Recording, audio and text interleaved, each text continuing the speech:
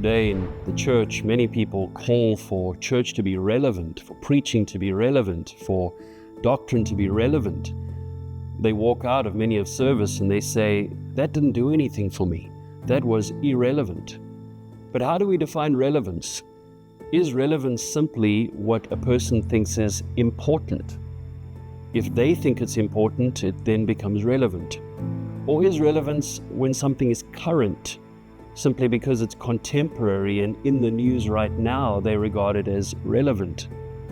In fact, whether something is current or whether something is important doesn't really mean if it's relevant or not. Relevance is to be judged by who's talking. Is it relevant to God? As far as God is concerned, truth is immortal and eternal. And therefore, whatever God says is always relevant to a human being. That includes those things to which we cannot yet see the relevance.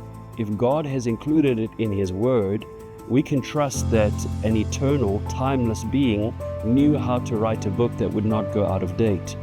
Therefore, everything in His Word is relevant to God's creation. We simply have to discover that relevance through diligent search and good thinking. Relevance is not a question of whether I feel something is important to me or whether I can see it in the news right now. Those are very fleeting things, and in fact, what a person finds to be relevant is very much a function of how mature they are.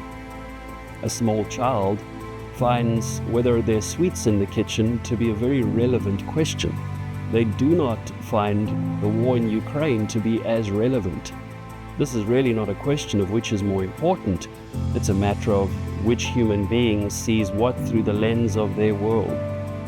I am able to see things as relevant when they really are not, and vice versa. Relevance, then, is an issue of yielding to what God says is important, making God the lens for my worldview, and allowing His priorities to become my priorities.